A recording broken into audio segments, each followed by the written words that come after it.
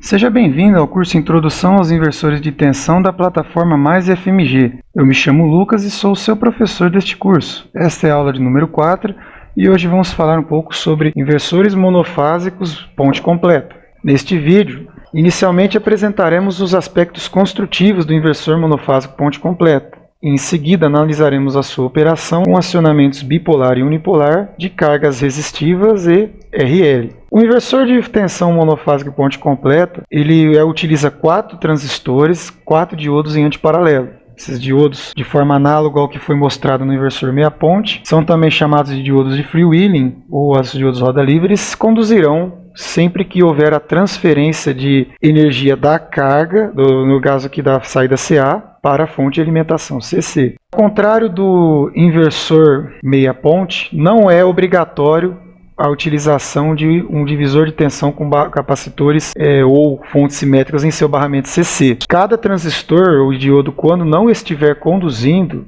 deverá suportar a tensão de alimentação VCC. Bem, no caso do inversor meia ponte, quando um transistor ou um diodo estão bloqueados, a tensão que esses dois devem suportar é igual à tensão do barramento CC. Isso significa que, por exemplo, para produzir uma tensão de saída aqui de valor máximo, por exemplo, 100 volts, você precisaria de transistores e diodos que, ao bloquearem, suportassem uma tensão de 200 volts. Já o inversor ponte completa, as tensões suportadas pelos componentes é a mesma tensão do barramento CC, só que a tensão máxima produzida na saída dele também é a mesma tensão do barramento CC. Então, nesse caso, se você tivesse com interesse de produzir uma tensão com amplitude máxima de 100 volts, os seus componentes deveriam suportar no máximo 100 volts. Outra vantagem do inversor ponte completa perante o inversor meia ponte é a capacidade de produzir até 2 formatos diferentes de forma de onda de tensão de saída. No caso, a diferença está nos níveis de tensão produzidos. Quando nós temos 2 níveis de tensão, teremos o acionamento bipolar. E quando nós tivermos 3 níveis de tensão, teremos o acionamento unipolar. No acionamento bipolar, o circuito para a produção dos sinais de comando dos transistores é semelhante, ou a lógica de acionamento é semelhante ao inversor meia ponte. Deve-se atentar pelo fato de que cada par de transistor, QA1, QA4, QA2, QA3, deve receber o mesmo sinal de comando. E o sinal de comando aplicado aos transistores QA1 e QA4 deve ser invertido para ser posteriormente aplicado aos transistores QA3 e QA2. E com isso, é possível obter 2 níveis de tensão para a forma de onda da tensão de saída. Então a sequência de acionamento é bem simples. Você comanda a hora Q1 e Q4 para ligar e posteriormente comanda QA3 e QA2 para ligar. Quando você aplica o sinal de comando em QA1 e QA4 para que eles liguem, QA2 e QA3 devem receber o sinal de comando para bloquear e assim sucessivamente. No acionamento unipolar, nós já temos um comportamento diferente. Nós iremos praticamente separar o inversor ponte completa em 2 inversores meia ponte. Cada braço em meia ponte receberá um sinal de acionamento diferente. Cada sinal é gerado a partir de um sinal de referência comum. E, por fim, a composição das tensões em cada braço meia ponte irá gerar um sinal de saída com até 3 níveis de tensão. Está aqui um exemplo de sequência de acionamento para o inversor unipolar. Caso, podemos aqui inicialmente mandar QA1 e QA4 conduzirem, em seguida mantenho QA1 conduzindo, aplico o sinal para que QA3 conduza, em seguida mantenho QA3 conduzindo e ligo QA2 para inverter a tensão, e assim eu vou mantendo sempre uma chave ligada e trocando a outra de forma gradativa. Observe então pela tabela de acionamento que em algumas condições a tensão de saída na carga será igual a 0. Essas condições ocorrem quando 2 componentes da parte superior ou 2 componentes da parte inferior conduzem ao mesmo tempo. E então essa tensão igual a 0 introduzida durante a formação da tensão de saída permite a obtenção de 3 níveis distintos de tensão. Vamos dar então início ao estudo da operação do inversor com acionamento bipolar e inicialmente considerando uma carga resistiva. Os formatos de tensão de saída e corrente são mostrados na figura ao lado. Percebe-se que há semelhanças entre o acionamento bipolar e a operação do inversor meia ponte. A diferença principal está relacionada aí com a amplitude da tensão. A amplitude da tensão de saída no inversor ponte completa ela é maior do que a amplitude de saída do inversor meia ponte. Agora, a amplitude máxima da tensão na carga é igual à tensão no barramento CC.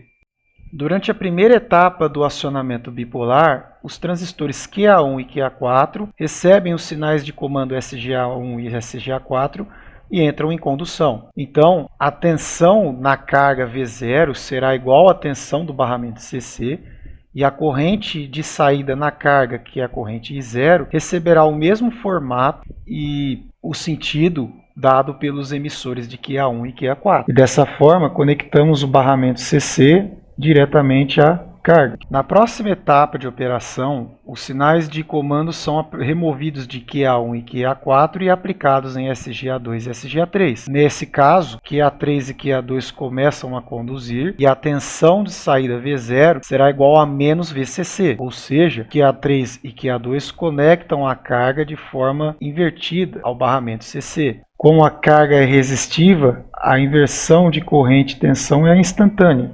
No caso, é possível controlar a frequência da sinal de saída mudando os tempos de acionamento de cada par de transistores e o valor final eficaz dessa forma de onda será igual a mais VCC. Aqui está mostrado como obter o cálculo do valor RMS apenas de forma figurativa. E valor RMS ou eficaz de uma tensão ocorrente é um valor de tensão corrente que ao aplicar-se numa resistência equivale a um valor CC que se também aplicado na mesma resistência produzirá a mesma potência dissipada. Valores RMS são utilizados como parâmetros para caracterizar a capacidade de fornecimento de tensão ocorrente de um inversor. Então, uma vez que o valor RMS coincide aqui para uma forma de onda quadrada com o valor da amplitude dessa forma de onda, se compararmos o inversor ponte completa com o inversor meia ponte, ambos alimentados pela mesma tensão CC de entrada, pela mesma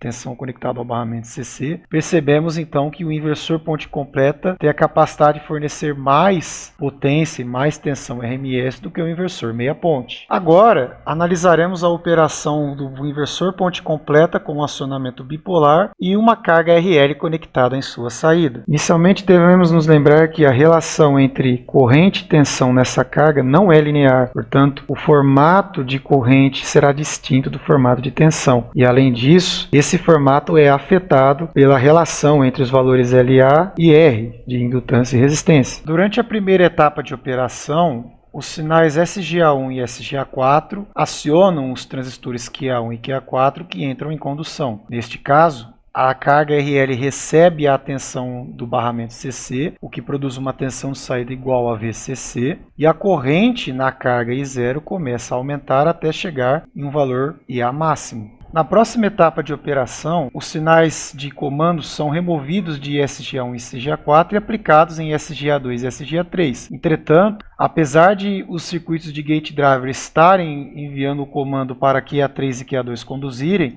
são os diodos DA2 e DA3 que entram em condução. Isso ocorre devido ao efeito da tensão induzida na bobina, que é produzido até que a energia armazenada descarregue e a corrente vá do valor máximo a zero. E em seguida, o pulso que foi aplicado para os transistores QA2 e QA3 conduzirem. E aí sim eu tenho uma reversão no sentido da corrente, onde ela fluirá no sentido da seta mostrada aqui no emissor de QA2 e de QA3. Em seguida, os sinais de comando são removidos de SGA2 e SGA3 e aplicados em SGA1 e SGA4, que da mesma forma, apesar de estarem aplicados aos transistores QA1 e QA4, são os diodos DA1 e DA4 que entram em condução, até que a energia armazenada na bobina descarregue e a corrente vá de menos I máximo a zero.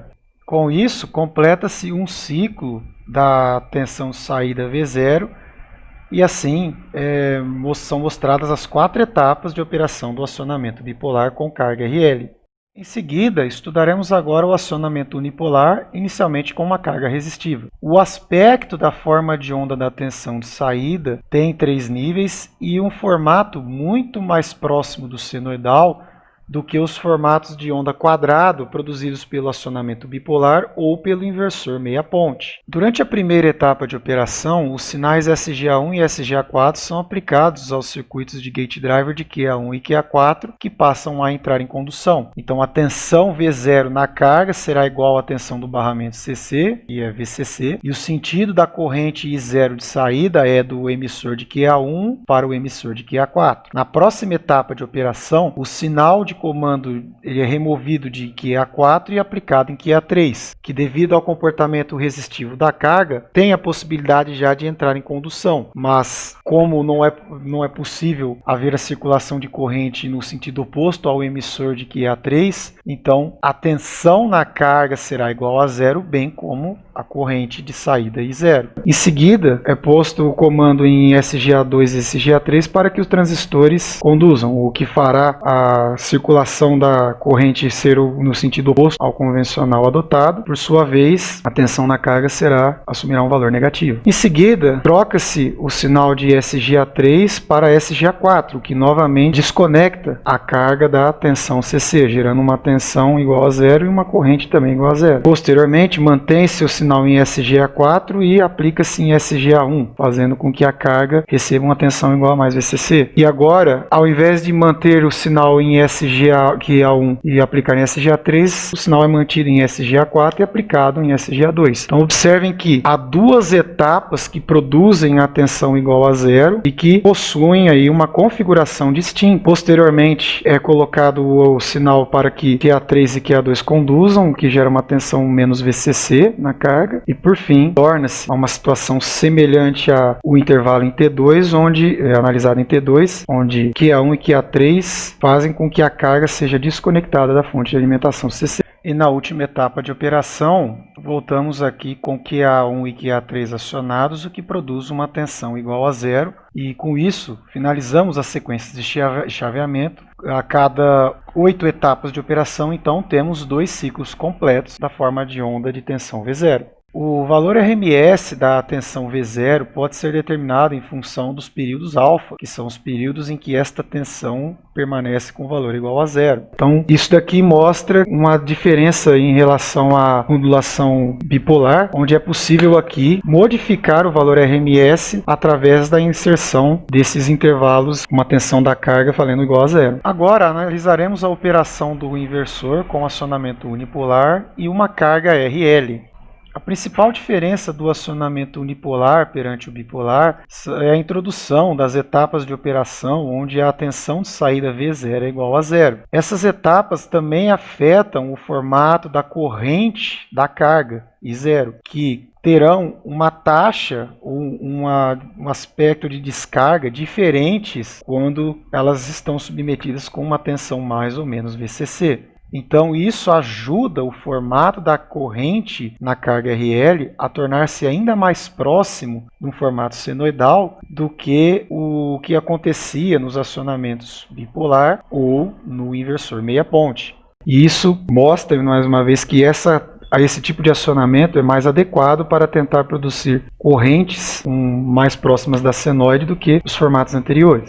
Durante então a primeira etapa de operação, os sinais são aplicados aqui nos transistores QA1 e QA4 que entram em condução, fazendo com que a tensão V0 seja igual a mais VCC. Faz a corrente I0 crescer até atingir um valor I máximo. Na próxima etapa de operação, o sinal é removido de SGA4 e aplicado em SGA3. Apesar do sinal estar sendo aplicado no transistor QA3, o mesmo não conduz, conduzindo então o diodo DA3, o que fecha o circuito junto com a condução de QA1, torna a tensão V0 igual a zero, e a corrente no indutor e na carga RL começa a descarregar de um valor I máximo até um valor menor. Em seguida, o sinal que estava aplicado em QA3 faz com que o transistor entre em condução, bem como o transistor QA2, que agora foi comandado para conduzir. Isso faz então com que a tensão na carga assuma um valor igual a menos VCC e que faz a corrente descarregar mais rapidamente até chegar a zero e em seguida inverter de sentido até atingir um valor mínimo igual a menos e máximo. Em seguida, vemos algo semelhante acontecendo com o QA4, onde é mantido o sinal de comando em QA2, aplicado o sinal de comando em QA4, porém o mesmo não conduz. O motivo disso é a indutância, ter a energia armazenada na forma de campo magnético. Então, nesse caso, a tensão é igual a zero e a corrente vai diminuir a sua amplitude de menos IA máximo até zero. Em seguida, comuta-se novamente aqui o QA2 para QA1 e obtém-se uma nova etapa onde a tensão de saída é igual a VCC, que fará a corrente crescer novamente. Em seguida, retornando o sinal para SGA2, verifica-se que o transistor QA2 não irá conduzir novamente devido ao efeito da bobina. E nessa ocasião a tensão será zero e a condução será de QA4 a DA2. Mudando-se novamente aqui o sentido de condução, produz uma tensão negativa e ao final aplica-se o sinal em QA1, o mesmo não entra em condução, entrando DA1 no lugar, que finalmente nos mostra que as etapas de operação aqui do inversor com acionamento unipolar produzem um aspecto de corrente mais próximo do senoidal do que as ocasiões estudadas anteriormente. Em resumo, foi visto que o inversor ponte completo ele traz algumas vantagens em relação ao inversor meia ponte, porque no acionamento bipolar ele é capaz de produzir uma tensão eficaz de saída maior do que o inversor meia ponte, e no acionamento unipolar é possível produzir formatos de tensão e corrente mais próximos do senoidal, e também é possível alterar o valor RMS da tensão de saída, alterando-se os tempos das etapas de operação que fazem com que a tensão de saída seja igual a zero. Essas foram as referências bibliográficas utilizadas para a produção desse vídeo. Muito obrigado e até a próxima videoaula.